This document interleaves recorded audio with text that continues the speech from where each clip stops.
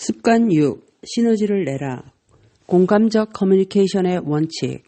나는 한 성인의 소망을 지침으로 삼고 있다. 어려운 일에는 단합을, 중요한 일에는 다양성을, 모든 일에는 관용을. 조지 부시 대통령의 취임사. 윈스턴 처칠은 영국을 위해 전쟁을 지휘해 줄 것을 요청받자 자신의 전생에는 바로 이 순간을 위해 준비해온 것이라고 말했다. 이와 마찬가지로 지금까지 우리가 다룬 모든 습관들은 바로 이 시너지를 창출하기 위해 준비해온 것이다. 시너지야말로 올바로 이해하기만 하면 모든 생활에서 가장 높은 차원의 활동이다. 즉, 다른 5가지 습관의 진정한 시험이요 표현이다. 시너지의 가장 고차원적인 형태는 인간만이 가진 4가지 첨부 능력, 자아의식, 상상력, 양심, 독립의지과 승승을 하려는 동기, 그리고 공감적 경청 기술을 가지고 우리가 일상생활에서 직면하는 가장 어려운 문제에 도전하는 것이다. 시너지가 가져오는 결과는 거의 기적에 가까운 것이다. 이를 통해 이전에는 전혀 존재하지 않던 새로운 대안들을 창조할 수 있기 때문이다. 시너지야말로 원칙 중심적 리더십의 본질이다. 또한 원칙 중심적인 부모의 역할의 본질이기도 하다.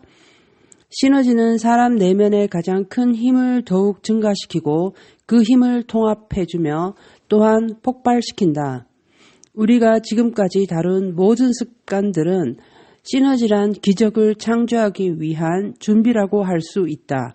그러면 시너지란 무엇인가? 간단히 정의하면 시너지는 전체가 각 부분들의 합보다 더 크다는 것을 의미한다. 다시 말해 각 부분들 상호간에 갖는 관계는 전체의 일부이고 그 자체가 전체의 역할을 한다는 것을 의미한다. 따라서 이것은 한 부분이기도 하지만 동시에 최대의 촉매작용을 하고 최고의 영향이 있으며 가장 큰 통합을 이루게 하는 가장 멋진 부분이기도 하다. 이런 창조적인 과정은 가장 두려운 것이기도 하다. 이 과정에서 정확히 무슨 일이 일어날지, 결과가 어떻게 될지 우리는 아무것도 알 수 없기 때문이다. 또한 앞으로 부딪히게 될 위험과 도전들이 무엇인지도 모른다. 모험정신, 탐구정신, 창조정신을 발휘하기 위해서는 내면적 안정이 절대적으로 필요하다. 의심할 여지 없이 우리는 반드시 베이스 캠프라는 안락한 지대에서 나와 낯선 미지의 황야에 직면해야 한다. 우리는 개척자이며 새로운 길을 찾는 탐험가이다. 우리는 다른 사람들이 뒤따라올 수 있도록 새로운 가능성, 새로운 영토, 새로운 대륙을 개척해야 한다. 시너지는 자연 어느 곳에나 존재한다. 2개의 식물을 서로 가까이 심어 놓으면 그 뿌리들이 얽혀서 주위의 토양을 더욱 비옥하게 하기 때문에 이를 각각 심을 때보다 훨씬 더 잘 자라게 할 수 있다. 또 2개의 판자를 함께 포개면 각각 따로 지탱할 수 있는 무게보다 훨씬 더 큰 무게를 지탱할 수 있다. 이것은 전체가 각 부분의 합보다 더 크기 때문이다. 즉 하나 더하기 하나는 셋 혹은 그 이상이 되는 것을 의미한다. 자연으로부터 배운 이러한 창의적 협력의 원칙을 사회적 상호작용에 적용해보는 것은 결코 쉬운 일이 아니다. 가족 생활은 시너지를 관찰하고 이것을 실행해 볼 수 있는 좋은 기회를 제공한다. 한 남자와 한 여자가 서로 힘을 합해 아기를 낳아 새 식구를 만드는 것이 바로 시너지이다. 시너지의 본질은 차이점을 인정하는 것, 서로의 차이점을 존중하고 감정을 활용하며 나아가 약점에 대해 서로 보완을 하는 데서 나온다. 우리는 분명히 남자와 여자 그리고 남편과 부인이 갖고 있는 신체적 차이를 가치 있게 생각한다. 그러나 남자와 여자가 가진 사회적, 정신적, 감정적 차이점에 대해서는 어떠한가? 이러한 차이도 신나는 인생을 창조하는 멋진 원천이 될 수는 없을까? 서로가 진정으로 자기 성취를 하고 자기 존중의식과 가치의식을 육성하며 독립적으로 성숙하여 점차 상호 의존적으로 되는 기회를 제공해 줄 수는 없을까? 우리의 다음 세대를 위하여 시너지가 중심이 되는 새로운 패러다임을 창조할 수는 없을까? 자기 보호적인 측면은 더 적어지고 적대감은 줄어들고 이익심도 더 적어지면서 봉사와 헌신을 하는 패러다임을 만들 수는 없을까? 지금보다 덜 방어적이고 덜 보호적이고 덜 정치적이면서도 좀 더 개방적이고 더 큰 신뢰를 주고 많은 것을 베푸는 패러다임을 가질 수는 없을까? 나아가 지금보다 소유욕이나 비판적인 사고를 줄이면서 더 큰 사랑, 더 많은 보살핌의 패러다임을 가질 수는 없는가? 시너지적인 커뮤니케이션. 우리가 시너지적인 커뮤니케이션을 한다면 새로운 가능성, 새로운 대안, 새로운 선택 등에 대해 자신의 마음과 가슴을 열어 받아들이게 된다. 이것은 얼핏 보면 습관이 끝을 생각하며 시작하라를 버리는 것처럼 보일 수도 있다. 그러나 사실은 그 반대로 습관이를 실천하는 것이다. 시너지적인 커뮤니케이션을 할 때 일이 어떻게 될지 또 어떠한 결과가 나타날지에 대해서는 잘 모른다. 그럼에도 불구하고 우리는 일이 과거보다 훨씬 더 잘 될 것이라고 믿는 내적인 흥분, 안정, 모험심을 가지고 있다. 이것이 바로 우리가 마음속에 확립한 목표이다. 우리는 이것에 참여하는 당사자들이 더 큰 통찰력을 얻게 될 것이라는 믿음을 가지고 시작한다. 또한 이 같은 상호 학습의 흥분과 통찰이 점차 더 큰 통찰, 학습, 그리고 성장을 향한 추진력을 만들 것이라고 믿는다. 많은 사람이 자신의 가정생활이나 사회생활에서 아주 작은 시너지조차도 경험하지 못하고 있다. 사람들은 방어적이고 보호적인 커뮤니케이션을 하도록 훈련되어 있어 다른 사람과 인생을 신뢰하면 안 된다는 각본에 물들어 있다. 그 결과 사람들은 습관육과 여기에서 제시하는 원칙에 마음을 열지 않는다. 이는 인생에서 가장 큰 비극인 동시에 낭비이다. 왜냐하면 엄청난 잠재력이 완전히 매장되어 개발되지 못하기 때문이다. 비효과적인 사람은 잠재력이 사장된 채 하루하루를 살아간다. 그들은 자신의 생활에서 작고 대수롭지 않은 시너지를 경험할 뿐이다. 그러나 이러한 사람들도 아마 운동팀 같은 곳에 소속되어 일시적이나마 진정한 팀 정신에 몰입한 약간 이례적이고 창조적인 경험을 한 적이 있을 것이다. 누군가의 생명을 건지기 위하여 혹은 위기에서 해결책을 찾기 위하여 자신의 이기심과 자존심을 버리고 대단히 높은 수준의 협동을 했던 긴급한 상황을 체험했을 수도 있다. 이러한 사건들은 일상적인 생활과는 달리 아주 예외적인 것으로 생각되고 기적적인 것으로 보일지 모른다. 그러나 사실은 그렇지 않다. 이러한 일들은 사람들의 일상생활에서 규칙적이고 지속적으로 일어날 수 있다. 하지만 이것은 매우 큰 개인적 안정성, 개방성, 모험심을 필요로 한다. 거의 모든 창조적인 시도는 다분히 예측 불가능하다. 창조적 시도는 애매모호하고 요행을 바라는 것 같고 시행착오적인 것처럼 보이기도 한다. 게다가 사람들이 애매모호함에 대해 많은 아량을 갖고 있지 않고 원칙과 내면적인 가치에 대한 언행 일치를 통해 안정을 얻지 않는 한 사람들은 창조적인 일에 참여하는 것이 힘에 부치고 유쾌하지 못한 것이라고 생각한다. 사람들은 잘 짜여 있고 확실하며 예측 가능한 것에 대한 욕구가 너무나 크기 때문이다. 강의실에서의 시너지 효과. 교수로서 나는 진정으로 훌륭한 강좌는 혼돈의 상태에 가까운 것이라고 믿게 되었다. 시너지는 교수와 학생 모두가 전체는 각 부분의 합보다 크다는 원칙을 마음을 열고 받아들이는가에 달려있다. 시너지를 시도할 때 교수나 학생 모두 앞으로 무슨 일이 일어날 것인지를 확실히 모르는 경우가 있다. 그러나 시너지가 작용하면 초기에는 다른 사람에게 진정으로 마음을 열어 서로의 아이디어에 대해 배우고 경청하는 안심할 수 있는 분위기가 나타난다. 그 다음에 브레인스토밍이 일어난다. 이때는 평가와 비판 정신보다는 창의적 정신, 상상력, 지적인 교류 등이 나타난다. 그 다음에는 완전히 예외적인 현상이 일어나기 시작한다. 확실히 규명하기 어렵지만 참여한 모든 사람이 또렷이 볼 수 있는 새롭게 추진하는 것, 새로운 아이디어, 새로운 방향에 대한 흥분을 갖고 큰 변화가 일어난다. 시너지는 한 집단이 낡은 패러다임의 각본을 버리고 새로운 각본을 쓰자고 모두가 동의하는 것과 같다.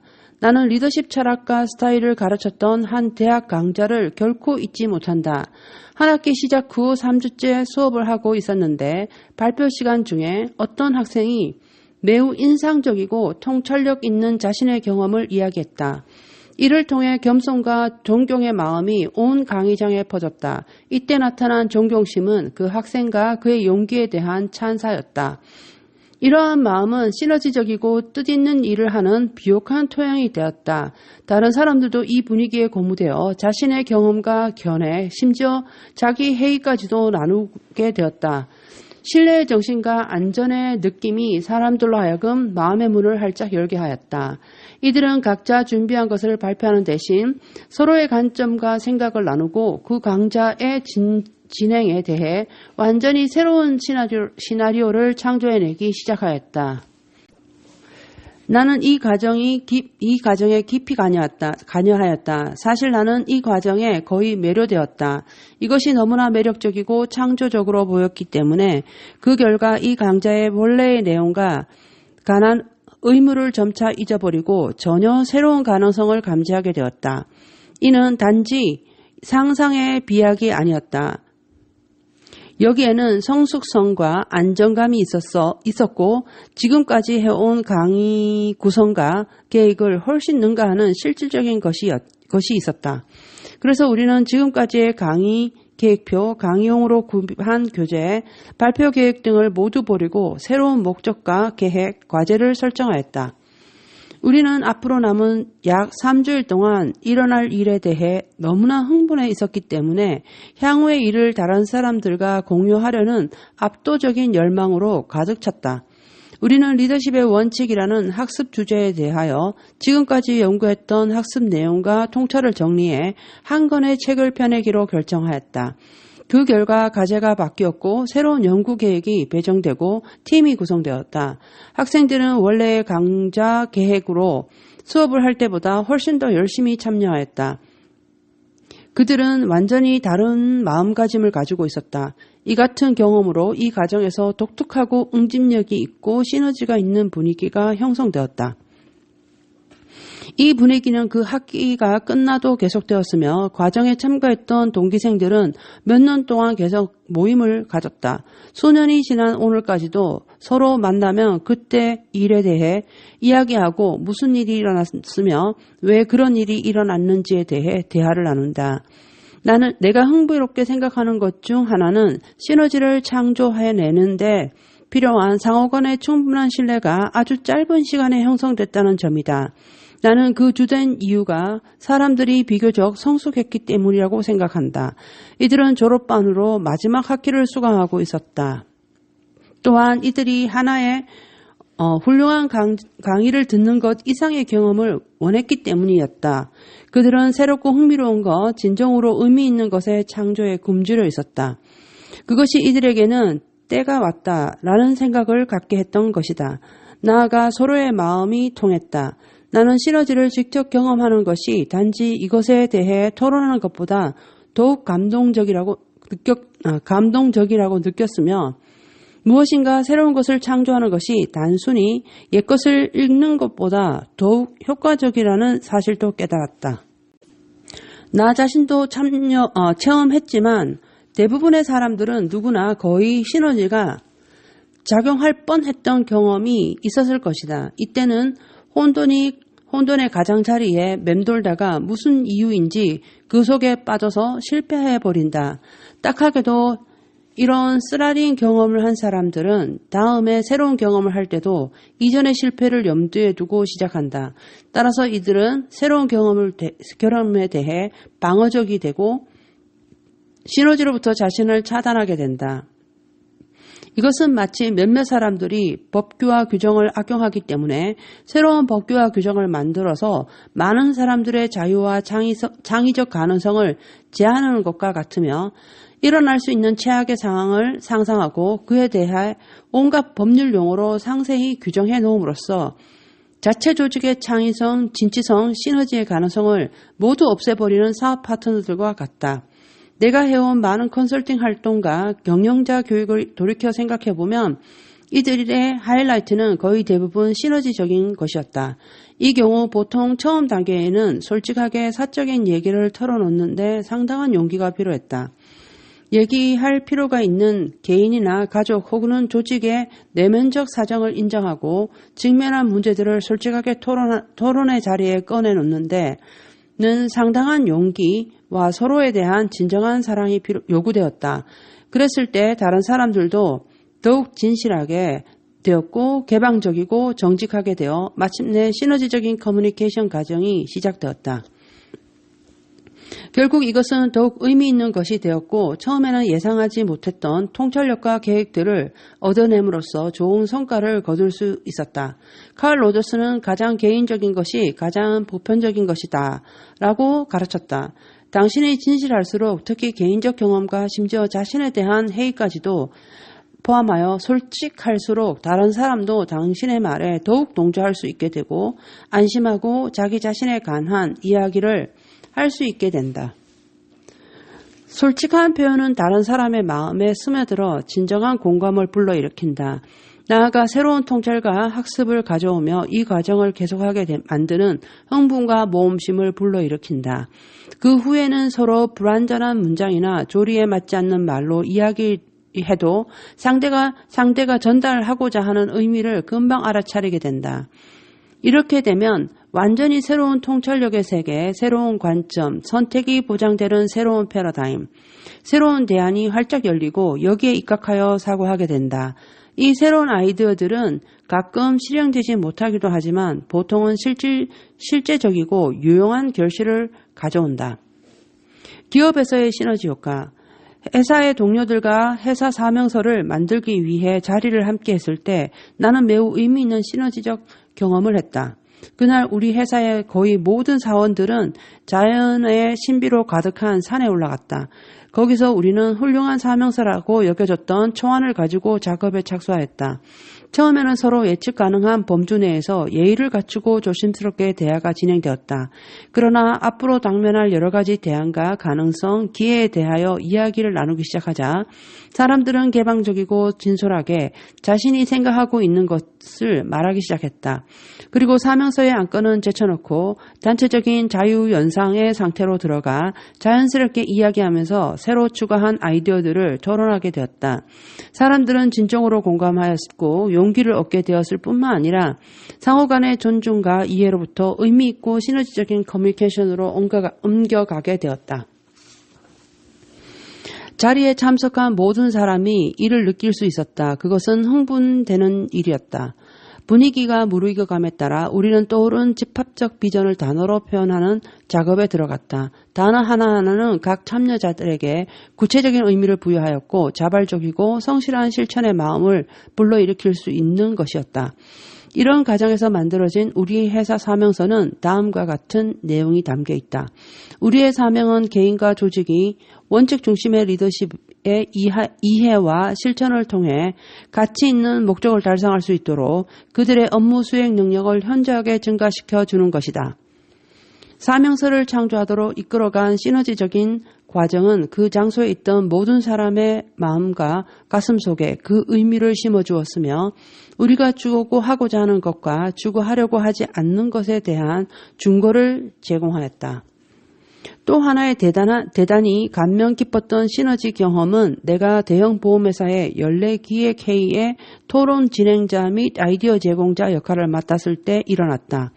회사의 최고 경영층이 모두 참가하는 이틀간의 회합이 있기 몇 달 전에 나는 회합 준비를 책임지고 있는 위원들을 만나보았다. 그들은 내게 회의가 진행되어 온 전통적인 방식은 설문조사와 인터뷰를 통해 4개의 문제점을 찾아내고 중역들은 여기에 대해 선택할 수 있는 몇 가지 제안을 발표하는 것이라고 말해주었다. 지금까지의 회의는 일반적으로 서로 존중하는 분위기였지만 때로는 방어적인 승패의 자존심 경쟁으로까지 악화된 적도 있다는 말도 하였다. 이 회의는 보통 예측 가능했고 별 의의가 없었으며 지루하기까지 했다. 내가 준비위원들과 시너지의 영향력에 대해 이야기했을 때 이들은 시너지가 가져오는 잠재적인 영향력을 이해할 수 있게 되었다. 이들은 상당한 우려를 표명했지만 그래도 이 회의의 방식을 바꾸는 데 동의하였다. 준비위원들은 중역들에게 우선순위가 높다고 생각하는 문제점들을 백지에 익명으로 적어달라고 부탁하였다. 그 다음 모든 중역에게 회의의 시작 전에 다른 중역들이 지적한 문제점과 다른 관점을 이해하기 위해 이 내용을 진지하게 읽도록 했다. 그렇게 함으로써 중역들이 회의의 의견을 제시하기보다는 경청하게 하고 자기 자신을 방어하고 보호하기보다는 시너지를 창출하는 자세로 참가하도록 유도하였다. 우리는 회의의 첫날에 반나절을 습관 4, 5, 6에 대한 원칙과 실습에 할애하였다. 그리고 나머지 시간은 창조적인 시너지를 만드는 데 사용하였다. 창조적 활력이 넘치는 분위기는 믿을 수 없을 정도였다. 회의는 지루함 대신 흥분으로 가득찼다. 사람들은 서로의 의견을 교환하고 새로운 통찰력과 선택을 창출해냈다. 회의가 끝날 무렵 본사가 도전하는 새로운 목표 설정 및 완전한 합의가 이루어졌다. 이제 백지에 적은 문제점들은 쓸모없는 것이 되었다. 서로가 가진 차이점이 소중하게 인정되었고 더 높은 차원으로 승화되었다. 새로운 공통 비전이 생기기 시작하였다. 사람들이 일단 진정한 시너지를 경험하고 나면 과거와는 완전히 달라진다. 또한 앞으로 마음을 넓혀가는 좋은 체험을 할 가능성을 인식한다. 사람들은 때때로 특별한 시너지 경험을 다시 해보고자 시도하지만 성공할 가능성은 희박하다. 그렇지만 이처럼 의의 있는 과업 뒤에 숨은 본질적인 목적은 다시 추구할 수 있다. 동양 철학에 우리는 스승을 모방하려고 애쓰지 않는다. 그것보다 스승이 추구하는 것을 찾고자 한다. 라는 말이 있다. 이처럼 우리는 과거에 의의 있는 시너지 경험을 다시 한번 흉내내려고 노력하기보다 새롭고 신선하고 보다 고차원적인 목적을 지닌 시너지 경험을 추구하는 것이 더 낫다. 시너지와 커뮤니케이션. 시너지는 멋진 것이다. 창의력 또한 놀라운 것이다. 그런데 이것은 열린 마음과 커뮤니케이션이 만들어낼 수 있는 현상들이다. 시너지와 창의력이 가져다주는 엄청난 이득과 개선은 마음을 여는 일이 비록 힘들기는 해도 해볼 만하다는 사실을 가르쳐준다. 제2차 세계대전이 끝난 후 미국 정부는 새로 신설한 원자력위원회의 책임자로 데이비드 릴리 엔탈을 임명하였다. 릴리 엔탈은 각계의 영향력이 큰 명사들을 위원으로 초빙하였다. 이들은 모두 뛰어나고 소신이 뚜렷한 사람들이었다. 이처럼 다양한 사람들로 구성된 위원회는 거창한 의제들을 가지고 있었고 그것들을 다루는데 조급해하고 있었다. 더구나 언론이 재촉하고 있었다. 그러나 릴리 엔탈은 감정은행 계좌를 높이는데 여러 주의를 보냈다. 그는 우선 위원들이 서로 친숙해지도록 만들었다. 즉 각자의 취미, 희망, 목표, 관심, 배경, 가치관, 패러다임 등을 서로 파악하게끔 도와주었다.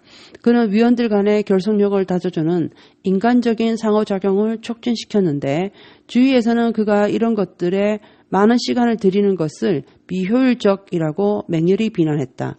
그러나 이 집단은 서로 아주 가까워지게 되었고 매우 개방적이 되었을 뿐만 아니라 더 나아가 생산적이고 시너지적으로 변화되었다. 위원회의 위원들 간의 상호 존중심은 매우 높아서 견해상의 불일치가 생길 때 반대하고 방어적인 태도를 갖기보다는 서로 이해하려고 노력하였다. 이들의 태도는 당신과 같은 지식과 능력, 사명감을 가진 사람이 나와 의견이 불일치하다는 부분이 있다면 내가 이해하지 못하는 무언가 다른 이유가 있음이 틀림없다. 그러므로 나는 반드시 그것을 이해해야만 한다라는 식이었다. 이 같은 수용적 상호작용은 마침내 이상적인 집단 문화를 탄생시켰다. 다음 페이지에 제시하는 도표는 서로 다른 수준의 커뮤니케이션이 신뢰와 얼마나 밀접하게 관련되어 있는가를 보여준다. 신뢰 수준이 낮은 상황에서 이루어지는 가장 낮은 수준의 커뮤니케이션은 방어적이고 보호적이며 법률적인 용어들이 사용되는 것으로 특징 지을 수 있다. 이러한 커뮤니케이션은 일이 잘못되었을 경우를 대비하여 자기보호 조항, 제한 조건, 면책 조항 등 조항을 분명하게 한다. 또 승패나 패패의 결과만 만들어낸다. 이것은 생산 능력 간의 균형을 이루지 못하기 때문에 비효과적이므로 자기 방어와 보호를 해야 하는데 더 큰 이유가 된다. 신뢰 수준이 중간인 경우에는 상호 존중하는 커뮤니케이션이 이루어진다. 이것은 어느 정도 성숙한 사람들이 교제하는 수준이다.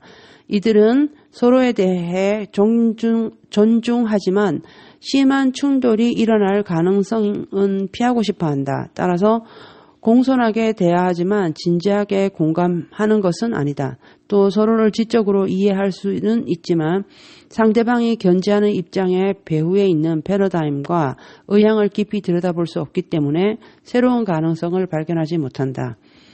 상대를 존중하는 이러한 커뮤니케이션은 독립적인 상황이나 상호 의존적 상황에서 효과를 낼 수 있다. 그러나 창의적인 해결책이 나올 가능성은 없다.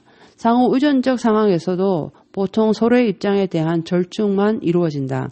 그런데 절충이란 1 더하기 1이 1과 2분의 1을 의미한다. 즉 이것은 쌍방이 서로 주고받는 관계이다. 이때 이루어지는 커뮤니케이션은 방어적이거나 보호적이지 않고 화를 낸다든가 기만하지도 않다. 다시 말해 이 커뮤니케이션은 정직하고 순수하며 상대방을 존중한다. 물론 창의적이거나 시너지를 내는 것은 아니다. 이것은 낮은 수준의 승승적 형태만 만들어낼 뿐이다. 시너지는 1 더하기 1이 8이나 16, 심지어 1600도 될 수 있음을 의미한다.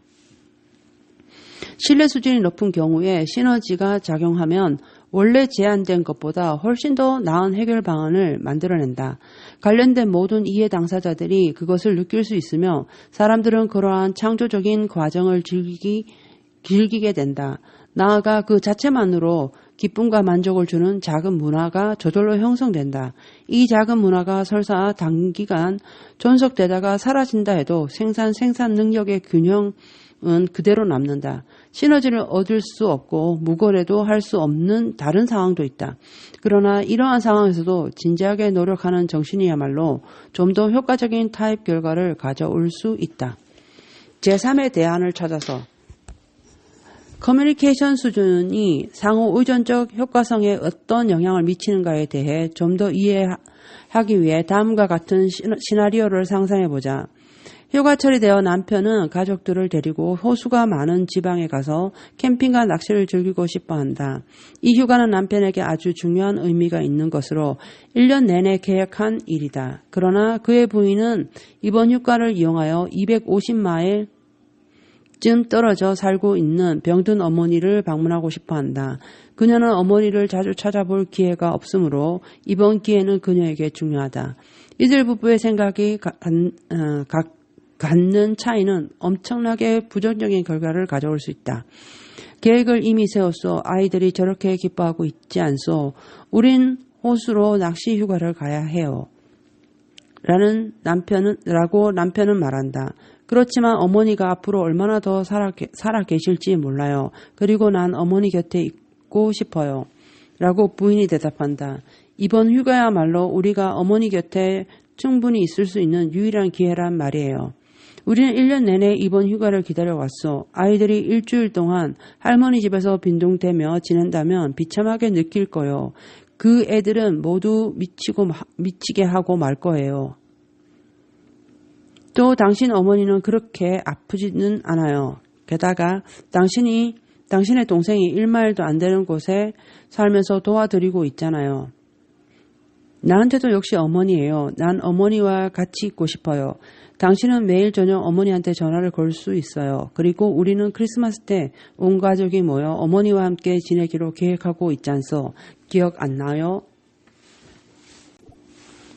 그건 5달 뒤의 얘기예요. 그때까지 어머니가 살아 계시리라고 누가 장담하겠어요. 게다가 어머니는 나를 필요로 하고 있고 날 보고 싶어 한단 말이에요. 어머니는 보살핌을 잘 받고 있어요. 게다가 나와 애들도 당신을 필요로 하기는 마찬가지요. 나는 어머니가 낚시보다 더 중요해요. 당신의 남편과 아이들이 당신의 어머니보다 더 중요하오. 이렇게 의견이 달라 옥신각신하다가 마침내 그들은 어떤 타협점에 이른다. 그들은 서로 행동을 달리하기로 결정할 수도 있다. 즉 남편은 아이들을 데리고 호수로 낚시를 가고 그동안 부인은 어머니를 방문한다. 그렇지만 이들 둘 다 죄책감과 행복하지 못한 마음에 젖게 된다. 아이들도 그것을 느끼고 이 기분은 즐거워할 휴가에 내내 영향을 미친다. 남편이 아내에게 양보할 수도 있다. 그러나 그건 마지못해 하는 행위이다. 남편은 의식적으로든 무의식적으로든 이 한 주일이 모든 가족에게 대단히 비참할 거라는 자성 예언이 들어맞을 수 있도록 무슨 증거라도 찾아낼 것이다. 반대로 부인이 양보할 수도 있다. 그러나 그녀는 위축될 것이고 어머니의 건강 상태에 어떤 변화라도 있게 되면 즉시 가민하게 반응할 것이다. 만일 그녀의 어머니가 더 심하게 악화되거나 죽기라도 한다면 남편은 스스로 용서하지 못할 것이다.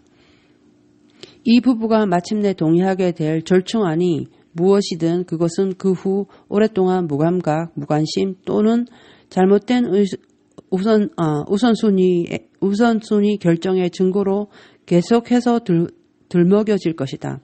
이것은 다툼의 원인이 될 수도 있고 이들 가족을 갈라놓는 불화의 씨가 될 수도 있다.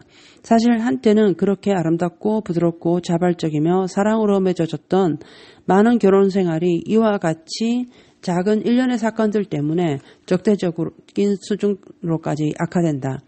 남편과 아내는 서로 상황을 다르게 보기 때문에 그 차이가 이들을 반대편에 서게 하고 갈라놓고 이들 사이에 쐐기를 박는다. 하지만 이런 상황이 부부를 오히려 훨씬 더 친밀한 관계로 만들 수도 있다. 만일 이들 부부가 효과적으로 상호 의존하는 습관을 가졌다면 완전히 다른 패러다임으로 사고하며 서로의 차이점에 접근할 수 있을 것이다. 이들의 커뮤니케이션은 높은 수준으로 이루어질 것이다. 이 경우 이들은 감정은행 계좌에 잔고가 많기 때문에 결혼 생활에서도 서로 신뢰하며 마음을 열고 대화할 수 있다.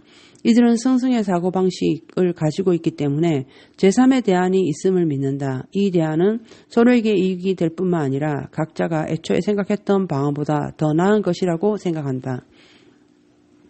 또 서로 공감적으로 경청하고 먼저 상대방을 이해하려고 노력하기 때문에 의사결정을 할 때 서로가 고려해야 할 가치 있는 것과 관심사항에 대한 전체적인 윤곽을 내면에 갖게 된다. 많은 잔고의 감정은행 계좌, 즉 승승의 사고, 먼저 상대방을 이해하려고 애쓰는 것 등의 요소들이 결합하면 시너지를 얻을 수 있는 이상적인 환경이 만들어진다.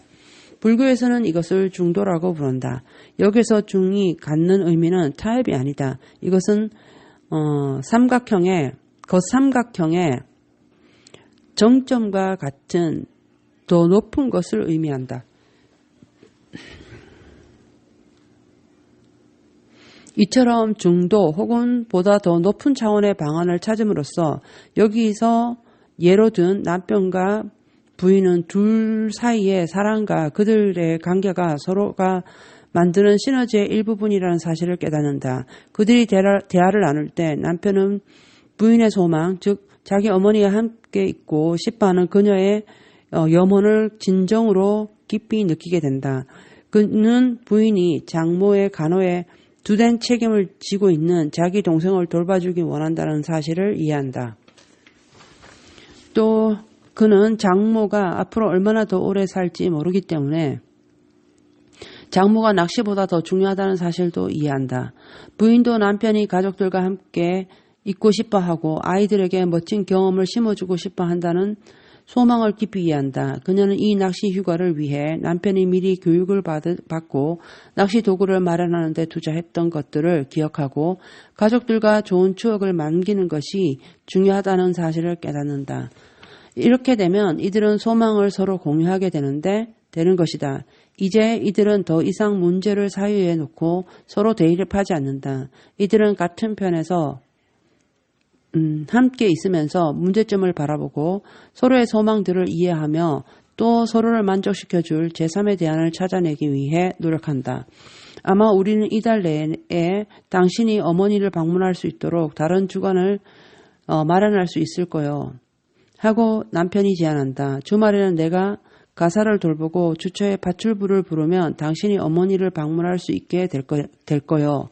난 장모님을 돌보는 것이 중요하다는 것을 알아요. 그렇지만 우린 당신 어머니 집 근처에 캠핑과 낚시를 할 수 있는 장소를 발견할 수 있을 거요. 장소가 아마 그만큼 좋지는 않겠지만 그래도 야외고 다른 활동도 할 수 있을 거요. 아이들도 방구석에서 장난치며 소일할 필요 없을 테고 거기 있는 친척들과 같이 놀 수도 있기 때문에 또 다른 즐거움이 있을 거요. 마침내 시너지 작용을 시작한 것이다. 둘 다 만족스럽다고 여겨지는 해결책을 찾아낼 때까지 서로 대화를 주고받는다. 이렇게 만들어낸 해결책은 그들 원래 제안했던 방법보다 훨씬 더 낫다. 그리고 이것은 단순한 절충 이상의 것이다. 이것은 생산과 생산 능력을 구축하는 시너지적 해결책이다. 시너지는 거래가 아니라 하나의 변혁이다. 이들은 둘 다 정말로 원하는 것을 얻게 되고 그 과정에서 부부관계는 더욱 가깝게 된다. 부정적 시너지. 제3의 대안을 찾는다는 건 이분법적인 이것 아니면 저것이라는 사고방식에서의 중대한 패러다임 전환을 의미한다. 그 결과가 가져오는 차이점을 보라. 사람들이 상호 의존적 현실에서 어떤 문제를 해결하거나 의사결정하려 할 때 보통 얼마나 많은 부정적인 에너지를 소모하는가. 다른 사람의 제약, 정치 술수, 라이벌 관계, 상호 간의 갈등 등에 관해 수군거리고 뒷공작, 배후 조정, 지레짐작 등을 하느라 얼마나 쓸데없는 시간을 소모하는가. 그것은 마치 한쪽 발은 자동차의 엑셀러레이터에 놓고 다른 한 발은 브레이크 위에 놓고서 내리막길을 운전하는 것과 똑같은 이치이다. 대부분의 사람들은 한쪽 발을 브레이크에서 떼는 대신 엑셀레이터에만 힘을 준다. 그들은 자신의 입장을 강화하기 위해 더 많은 압력, 더 유창한 언변, 더 논리적인 이론을 동원하려고 애쓴다. 문제는 이처럼 고도로 의존적인 사람들은 상호 의존적인 현실에서 성공하려고 노력한다는 점이다. 그들은 권력에 의존하여 승패의 결과를 얻으려 하거나 다른 사람의 인기를 염두에 두는 사람이라면 패승의 결과로 이끌기도 한다. 자신들은 승승의 기법을 이야기할지 모르나 실제로는 상대방의 이야기를 경청하지 않는다. 남을 조정하고 싶은 것이다. 그런데 그런 상황에서는 시너지가 결코 가능하지 않다. 불안정한 사람은 모든 현실이 자신이 가진 패러다임에 맞추어져야 한다고 생각한다. 그들은 다른 사람들을 자기처럼 만들고자 하는 강력한 욕구를 가지며 자신의 사고방식을 주입시킬 필요성을 강하게 느낀다. 그러나 그들은 인간관계의 강점은 다른 관점을 접하는 데 있다는 사실을 깨닫지 못한다. 저와 하나됨은 서로 보충하는 것이지 동일한 것이 아니다. 동일성은 창의성이 없고 실증나게 한다. 시너지의 본질은 서로의 차이점을 가치 있게 여기는 데 있다. 나는 대인 간의 시너지의 열쇠는 개인 내면의 시너지, 즉 자기 자신 속에서 시너지를 창출하는 것이라고 믿는다.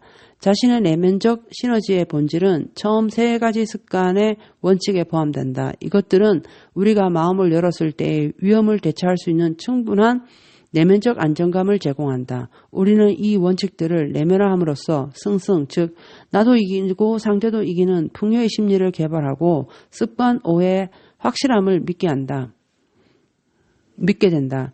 원칙 중심적이 될 때 얻게 되는 실질적인 결과는 우리를 하나의 전체, 즉 진정으로 통합된 하나로 만든다는 점이다.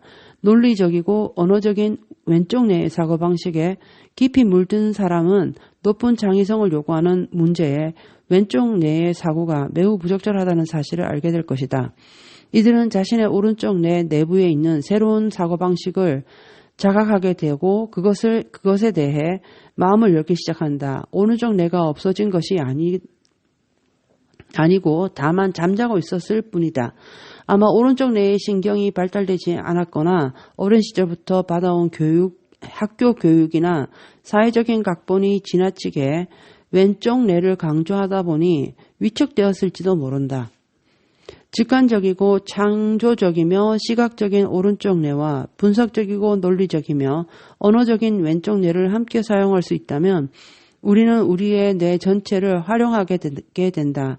다시 말해서 이때 우리의 머리에는 정신적인 시너지가 나타난다. 그리고 바로 이것이야말로 인생이란 실체에 가장 적합한 도구가 된다. 왜냐하면 인생은 논리적인 면뿐만 아니라 감정적인 면도 있기 때문이다. 어느 날 나는 오른쪽 뇌로 리드하고 왼쪽 뇌로 관리하라는 주제로 플로리다주의 올랜도에 있는 어느 회사의 세미나를 열고 있었다.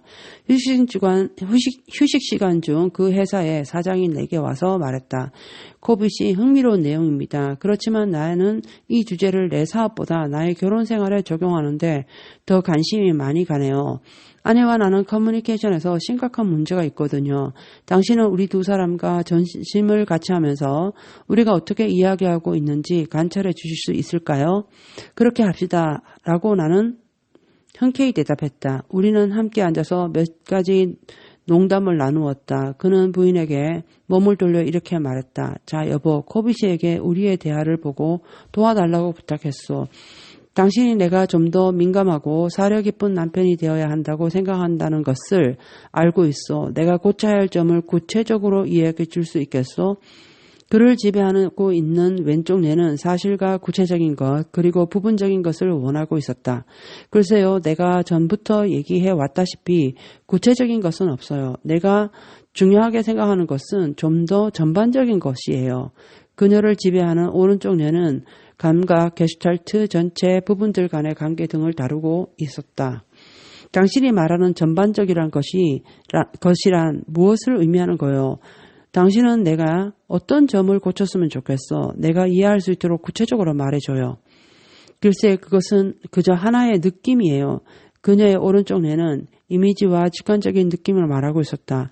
제 느낌엔 제가 말로 표현하는 만큼 당신이 우리 결혼 생활을 중요하다고 생각하는 것 같진 않아요. 그럼 우리의 결혼 생활을 중요하게 만들기 위해 내가 어떻게 하면 되겠소? 자세하게 구체적으로 말해봐요. 그건 말로 하기 어려운 일이에요. 그때 그는 눈을 부라리며 나를 바라보았다. 마치 이렇게 말하는 듯했다. 코빗이 당신은 이처럼 어리석고 답답한 상황을 참을 수 있겠소? 그건 단지 느낌이에요. 아주 강한 느낌이요. 라고 그녀는 거듭 말했다. 여보, 그건 당신의 문제요. 당신 어머니도 그런 문제가 있었어. 사실 그것은 내가 아는 모든 여자들이 가지고 있는 문제요. 라고 그가 말했다. 그 다음에 그는 아내에게 질문하기 시작했다. 그것은 마치 법정에서 신문하는 것처럼 들렸다. 당신은 마음에 드는 집에 살고 있어? 그런 문제가 아니에요. 그녀는 한숨 짓듯이 대답했다. 알아요. 당신은 애써 참을성을 갖고 남편은 애써 참을성을 갖고 대답했다. 그러나 당신이 문제점을 정확하게 말하지 않기 때문에 문제가 아닌 것부터 없애보는 것이 그 문제점을 찾아내는 최선의 방법이라고 생각하고 있어. 당신은 집이 마음에 드는 거요? 그렇다고 생각해요. 여보, 지금 코빗이는 우리를 도우려고 잠깐만 여기 같이 있는 거요. 그러니까 가능한 한 빨리 예 또는 아니요로 대답해줘요. 당신은 마음에 드는 집에 살고 있어요? 예, 좋아요. 그럼 그건 해결되었어. 당신은 갖고 싶어 하는 모든 것을 갖고 있어요? 예, 좋아요. 당신은 하고 싶은 일을 하고 있어? 잠깐 동안 이런 식의 대화가 계속되었는데 나는 이들을 전혀 도와주지 못하고 있었다. 그래서 중간에 끼어들어 말했다. 당신들의 관계는 늘 이런 식입니까? 매일요, 코빗이.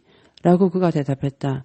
이게 우리의 결혼 생활이에요. 라고 아내가 탄식하듯 말했다. 나는 그들 두 사람을 바라보면서 각각 대뇌의 반쪽씩만 가진 사람들이 함께 살고 있다는 생각을 했다. 이 댁에 자녀가 있나요?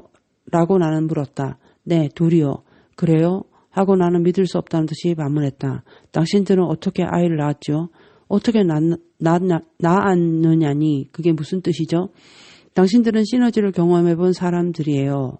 라고 나는 말했다. 하나에다 하나를 더하면 보통 둘이 되지요. 그렇지만 당신들은 하나 더하기 하나를 넷으로 만들었어요. 자, 그것이 시너지예요. 하나의 전체가 부분을 합한 것보다 더 많고 훌륭하다는 말입니다. 그래 당신들은 어떻게 그렇게 했죠? 우리가 어떻게 했는지 알잖아요. 그는 대답했다. 당신들은 남녀의 차이점이 갖는 가치를 소중하게 여겼던 것입니다. 라고 나는 힘주어 말했다. 차이점을 소중히 여기는 것. 사람들 간의 정신적, 감정적, 심리적 차이점을 소중히 여기는 것이 시너지의 본질이다. 그리고 이러한 차이점을 소중히 여기는 관건은 모든 사람들이 세상에 있는 그대로가 아니라 자신의 관점을 통하여 본다는 사실을 깨닫는 것이다. 만일 내가 세상을 있는 그대로 본다고 생각한다면 왜 내가 그 차이점들을 소중히 할 필요가 있겠는가? 왜 내가 비정상적인 사람에 대해 걱정할 필요가 있겠는가? 내가 가진 패러다임은 나는 객관적이어서 세상을 있는 그대로 바라보고 있다는 것이다. 모든 사람들이 사소한 일에 파묻혀 있지만 나는 더 큰 그림을 보고 있다.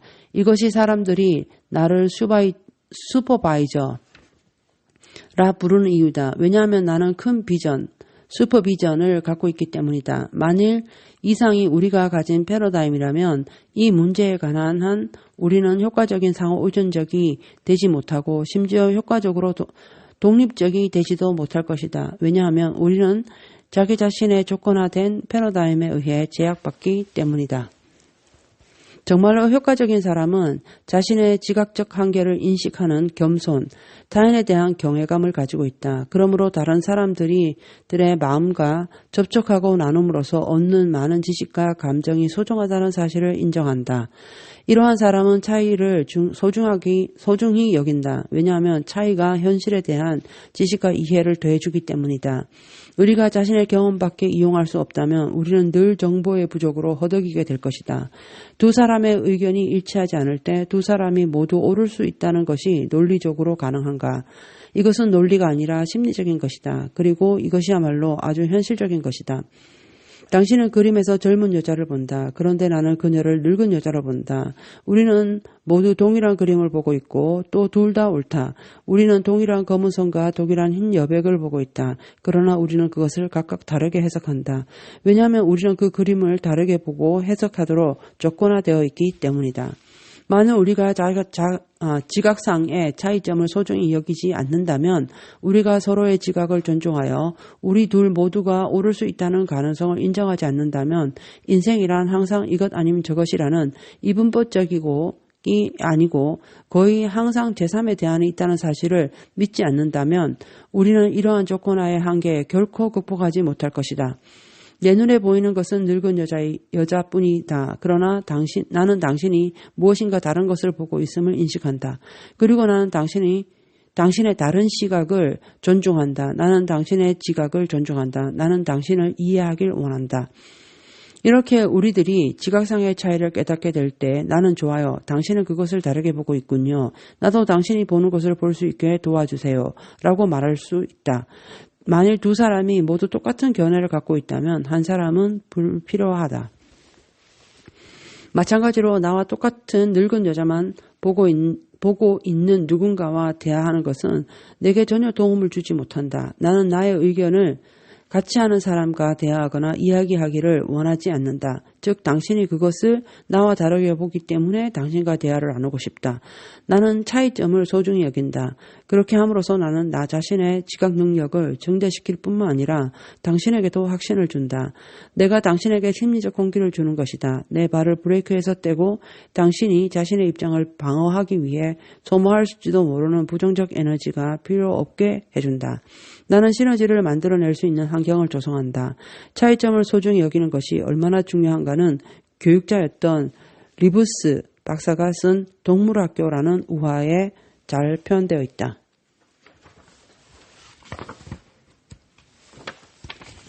옛날에 동물들이 신세계에서 직면하게 될 문제를 해결하기 위해 어떤 훌륭한 일을 해야겠다고 결정하고 학교를 만들었다. 그들은 달리기, 오르기, 수영, 날기 등으로 짜인 과목을 채택하였다. 또 이 학교의 행정을 좀 더 쉽게 하기 위해 동물들 모두 똑같은 과목을 수강하게 했다. 우리는 수영을 교사보다도 잘했고 날기에는 꽤 훌륭한 점수를 받았다. 그렇지만 달리기에는 매우 부진했다. 우리는 달리기에서 낮은 점수를 받았기 때문에 학교가 끝난 후에도 남아야 했고 달리기를 연습하느라 수영 수업을 빠지게 되었다. 이렇게 달리기 연습에 열중하다 보니 물갈퀴가 닳아서 약해졌고 이제는 수영에서조차 겨우 평균 점수밖에 못 받게 되었다. 그러나 학교에서는 평균 성적만 받으면 괜찮으므로 우리 외에는 아무도 그것에 대해 걱정하지 않았다. 토끼는 달리기는 가장 잘했지만 수영 연습에 많은 시간을 할애하느라 신경쇠약에 걸렸다. 다람쥐는 오르기에는 뛰어났지만 날기 과목의 교사가 나무 위에서 날아서 내리는 대신 땅에서 위로 날아오르게 했기 때문에 좌절감에 빠졌다. 또 그는 지나친 연습으로 경련이 생기는 바람에 오르기에는 C를 받았고 달리기에는 D를 받았다. 독수리는 문제아였다. 그래서 그는 심하게 훈계를 받아야 했다. 오르기 수업에서는 독수리가 나무 꼭대기에 오르는데 다른 모든 동물들을 제쳤지만 거기에 도달하는 데 있어 자기 방식대로 할 것을 고집하였다. 학년 말에 수영은 아주 잘하고 달리기, 오르기, 날기는 약간만 하는 이상하게 생긴 뱀정어가 가장 높은 평균 점수를 받아 졸업생 대표가 되었다. 프레리 도그들은 학교 당국이 교과 과정에 땅 파기와 굴 파기를 추가하지 않았다고 학교에 가지 않고 교육세 징수 반대 투쟁을 벌였다. 이들은 새끼들을 오소리의 제자로 보냈고 나중에는 성공적인 사립학교를 시작하기 위해 그라운드 호크와 들쥐들의 손을 잡았다. 추진 세력과 저지 세력. 상호 의존적인 상황에서 시너지는 특히 성장과 변화에 장애가 되는 부정적인 힘을 다루는데 강력한 효과를 발휘한다. 사회심리학자 크루트 레빈은 세력 분석이란 모델을 개발했다. 이 모델에서 그는 상향적 이동을 촉진하는 추진 세력과 그것을 위축시키는 저지 세력 사이에 현재의 수행 수준, 즉 평형 상태가 존재한다고 설명하고 있다. 추진 세력은 일반적으로 긍정적이고 이성적이고 논리적이고 의식적이고 경제적이다. 추진 세력에 대치하는 저지 세력은 흔히 부정적이고 감정적이고 비논리적이고 무의식적이고 사회심리적인 경우가 많다. 그런데 이 힘 모두가 매우 현실적인 요소이므로 변화를 다룰 때는 반드시 고려해야 한다. 예를 들어 우리 가정에는 어떤 분위기가 있다. 이 분위기는 가족 간의 긍정적 혹은 부정적 상호작용에 대한 어떤 수준일 수도 있고 느낌을 표현하거나 관심사에 대해 자기의 감정을 표현할 때 안심하거나 불안하게 느끼는 정도일 수도 있다. 가족 구성원 사이의 커뮤니케이션에서 나타나는 존중 또는 무시의 경향도 여기에 해당된다. 누구나 이 같은 가정 분위기를 진정으로 개선하고 싶어 할 것이다. 좀 더 긍정적으로 서로를 존중하며 개방적이고 서로 신뢰하는 분위기를 만들고 싶어 할 것이다. 우리가 이렇게 하는 논리적 이유들이 바로 이 분위기 수준을 높이기 위해 작용하는 추진 세력에 해당된다. 그러나 추진 세력을 증가시키는 것만 가지고는 충분하지 못하다. 왜냐하면 우리의 노력은 때때로 저지 세력에 직면하기 때문이다. 예컨대 가정에서 아이들 간에 갖는 경쟁심, 부부관계에서 가정생활을 보는 서로 다른 시각, 가정에서 길들여진 우리의 습관, 우리에게 시간과 에너지를 요구하는 일 등이 있다.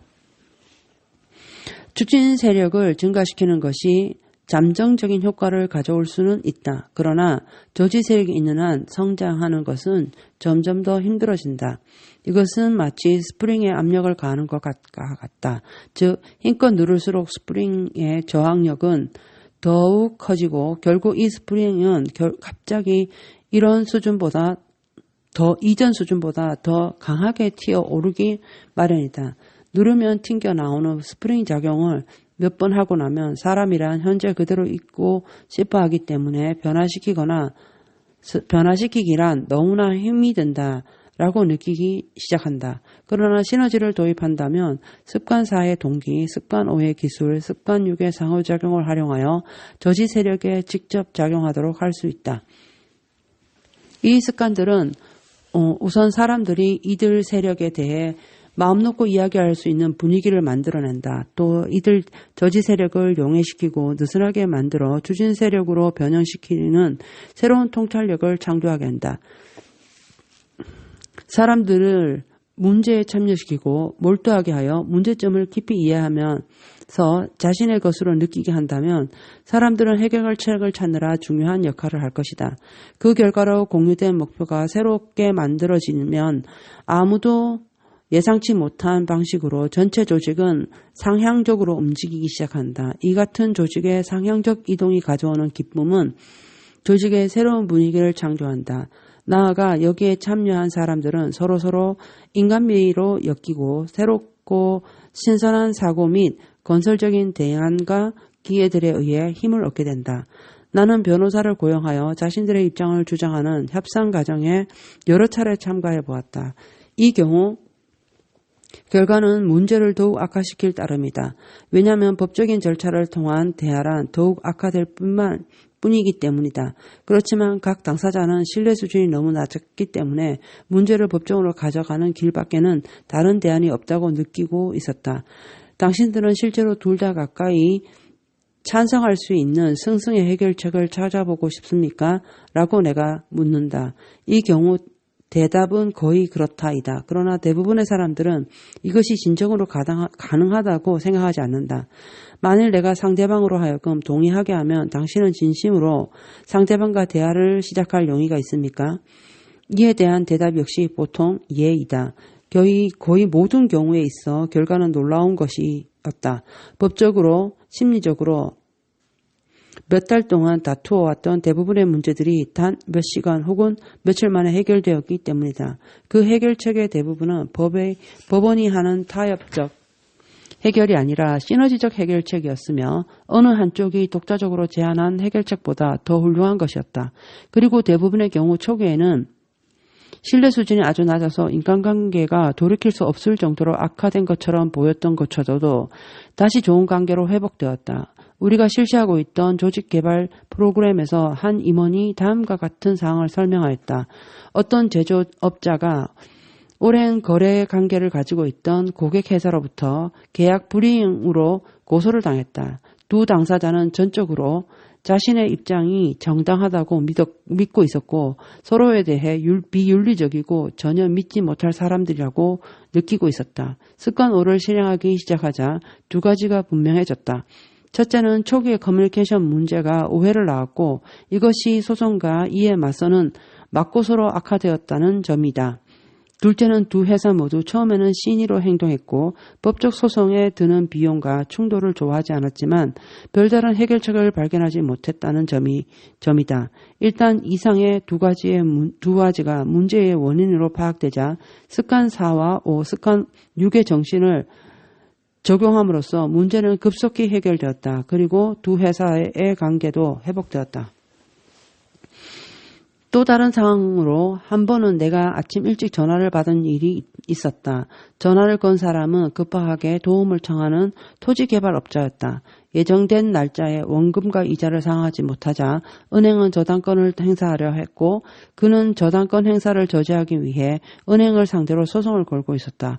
게다가 그가 토지개발을 마치고 이를 매각하여 은행 빚을 갚는 데는 추가적인 자금이 필요하였다. 그러나 은행 측은 이미 대출된 자금을 예정대로 상환하기 전까지는 추가 대출을 해주지 않으려고 했다. 마치 닭이 먼저냐 달걀이 먼저냐와 같은 문제가 된 것이다. 이러는 동안 토지개발 사업은 자연히 지지부진하게 되었다. 개발된 지역의 거리는 항무지처럼 보이기 시작하였고 몇 채 안 되는 개발주택 소유자들은 자기들 집값이 떨어지는 것을 보면서 붕괴하고 있었다. 시당국 역시 계획보다 훨씬 지연되는 금사라기 땅 개발 사업에 당혹해하면서 이를 눈의 가시처럼 보고 있었다. 은행 측과 개발업자는 둘 다 이미 수만 달러나 되는 소송 비용을 지불하고 있었고 소송은 여러 달 동안 심의 날짜조차 정하지 못하고 있었다. 절망에 빠진 이 개발업자는 마지못해 습관 4, 5, 6의 원칙을 시도해 보는데 동의하였다. 그는 자기보다 훨씬 더 내켜하지 않는 은행 간부들과 회의를 마련하였다. 회의는 은행에 있는 회의실에서 오전 8시부터 시작되었다. 긴장과 불신의 분위기가 회의장을 가득 채웠다. 은행 측 변호사는 은행 측 간부들에게 아무것도 말하지 말라고 요청했다. 그들은 오직 듣기만 했고 변호사가 혼자 이야기했다. 그는 법정에서 은행의 입장을 불리하게 할 어떤 일도 일어나지 않기를 원하고 있었다. 처음 1시간 반 동안 나는 습관 4, 5, 6을 가르쳤다. 9시 30분에 나는 칠판으로 가서 우리가 사전에 이해하고 있는 상황에 입각해 은행 측이 관심을 두고 있는 사항들을 적었다. 은행 간부들은 처음에는 아무 말도 하지 않았다. 그러나 우리가 점점 더 승승의 의향으로 대하하면서 먼저 이해하려고 애쓰자 그들은 점차 설명을 해주면서 관심사를 확인해주기 위해 말문을 열었다. 이들이 이해받고 있다고 느끼기 시작했을 때 전체적인 분위기는 변했고 문제를 평화적으로 해결할 수 있다는 전망으로 흥분감이 감돌았다. 변호사의 반대에도 불구하고 은행 간부들은 점차 더 마음을 열어갔고 개인적인 우려까지도 털어놓았다. 우리가 은행에 돌아가면 은행장의 첫마디는 그래 우리 돈은 받았습니까? 가 될 거요. 우리가 뭐라고 대답해야 할까요? 11시까지 은행 간부들은 여전히 자신들의 정당성을 주장하고 있었다. 그러나 자신들이 이해받고 있다고 느꼈기 때문에 더 이상 딱딱하거나 방어적이지는 않았다. 이쯤 되자 이들은 개발업자의 관심사에 대해 충분히 경청할 입장이 되었고 나는 칠판의 한편에 이것을 써내려갔다. 이 과정을 통하여 쌍방은 초기에 불충분한 커뮤니케이션이 얼마나 큰 오해와 비현실적인 기대를 낳았는가를 깨닫게 되었다. 나아가 승승의 정신에 입각한 지속적인 커뮤니케이션을 통해 더 커질 수 있었던 문제를 막았다는 것에 대해 서로가 깊이 이해하는 결과를 가져왔다. 진전이 되고 있다는 느낌을 갖고 만성적 급성적 고통에 대한 공감대가 형성되면서 회의에 참가한 모든 사람들은 계속해서 대화를 나누다 참석한 사람들은 긍정적이고 건설적이고 시너지적으로 변화되어 회의가 끝나기로 되어 있던 종호가 지나도록 계속 대화를 하고 싶어 했다. 모든 사람이 이 개발업자가 제안한 첫 번째 건의 사항을 승승적 접근 방법의 시작으로 보았다. 이것은 서로를 유익하게 하는 시너지의 힘을 가진 것이었고 또 개선된 것이었다. 12시 45분쯤에 이 개발업자와 2명의 은행 간부는 주택 소유자협회와 시당국에 제출할 계획서를 가지고 함께 자리를 떴다. 몇 가지 복잡한 처리가 남아있긴 했지만 결국 법정 싸움은 피할 수 있었고 그 건설 사업은 계속 진행되어 마침내 성공적으로 마무리되었다. 내가 사람들에게 법적인 절차를 사용하지 말라고 주장하는 것이 아니다. 법적 절차가 절대적으로 필요한 경우도 있게 마련이다. 그러나 나는 법적 해결이란 최후의 의지에서 할 수단이라고 본다. 만일 법적 절차를 너무 빨리 사용한다면 그것이 설사 예방적인 차원에서 행해진 것이라 할지라도 때로는 불안을 야기하고 법 중심의 패러다임을 만들어 전혀 시너지적으로 되지 못하는 생각과 행동을 초래하기 때문이다. 모든 자연은 시너지적이다. 생태학이란 기본적으로 자연에서 시너지즘을 나타내는 어휘이다.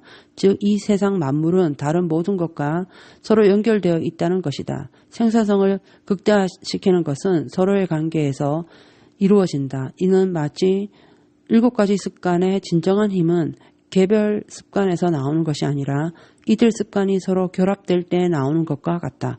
부분들을 연결시키는 관계는 가족이나 조직 내부의 시너지적인 문화를 창조하는 힘이 된다. 각자가 진정으로 몰입할수록 또 문제점을 분석하고 해결하는 데에 더욱 진지하게 참여할수록 각자의 창의성은 더욱 커지고 창조적으로 생산해내는 것에 대한 책임감도 커지기 때문이다.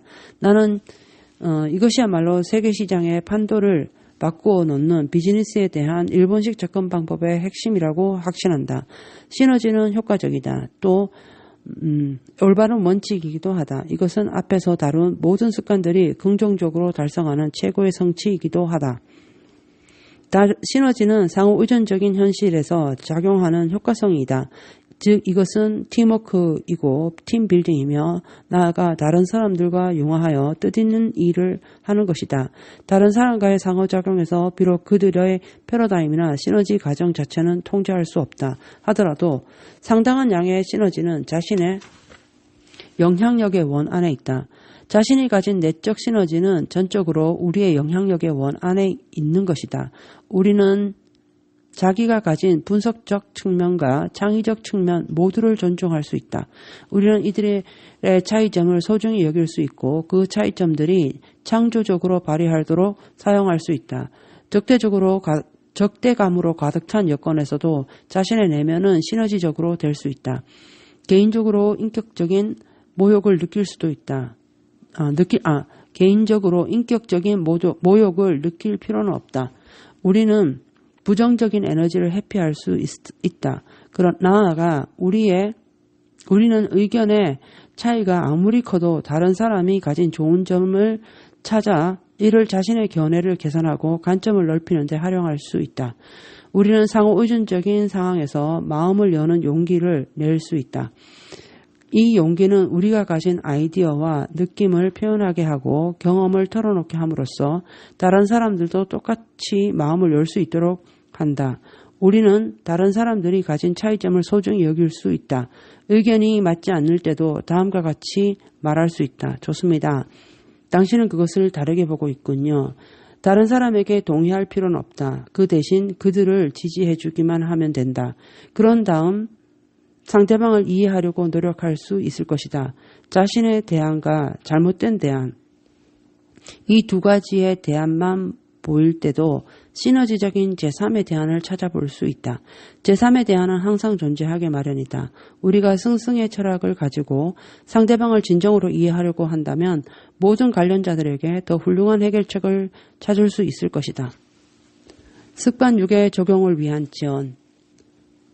1. 당신과 견해 차이가 있는 한 사람을 생각해보라. 그 사람과의 관점의 차이가 제3의 해결책에 대한 징검다리로 활용될 수 있는 방안을 생각해보라. 당신은 아마 그 사람에게서 현재의 프로젝트나 당면 문제에 대해 다른 견해를 얻을 수 있을 것이고 그 견해를 존중할 수 있을 것이다. 2.